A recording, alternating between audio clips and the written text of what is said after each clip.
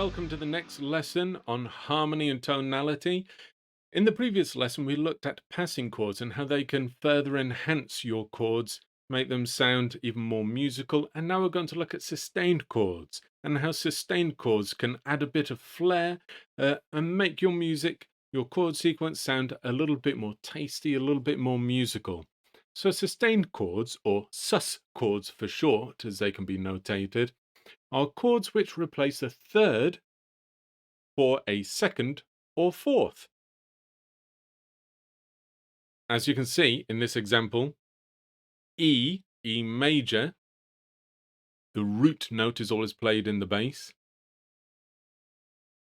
We've got E here, and then here we've got E major, E, G, and B. And as you can see, a sus4 chord is used to decorate the chords with a melody. Where it's supposed to be the third, it's actually the fourth. But he plays a fourth, then brings it down to the third. Again, brings it to the fourth, and then down to the third. In D major as well, we've got D major here, D played in the bass, and we've got the triad here.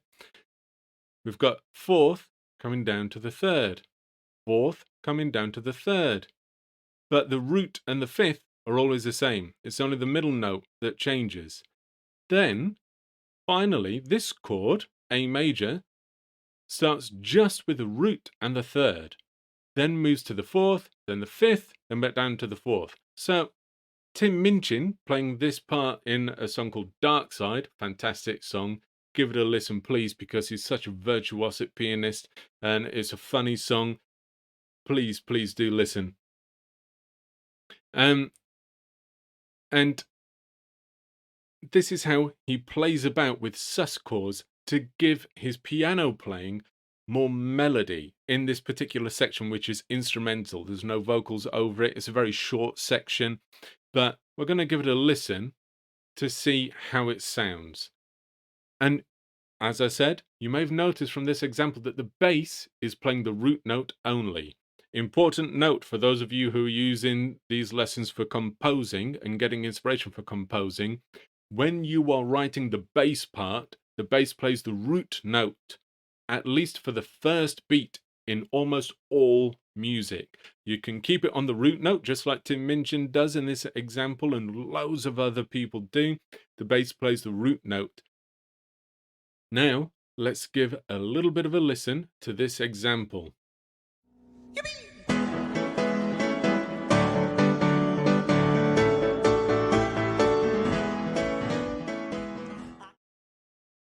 If you missed it, please do rewind, listen to it again, train your ears and try to identify those chords. And just give it a listen. Listen to the changing notes that add a bit more melody into the chords. Remember, sustained chords, quick plenary, it's where the third is replaced with a second or fourth, and the purpose of it is to add melody into the chords.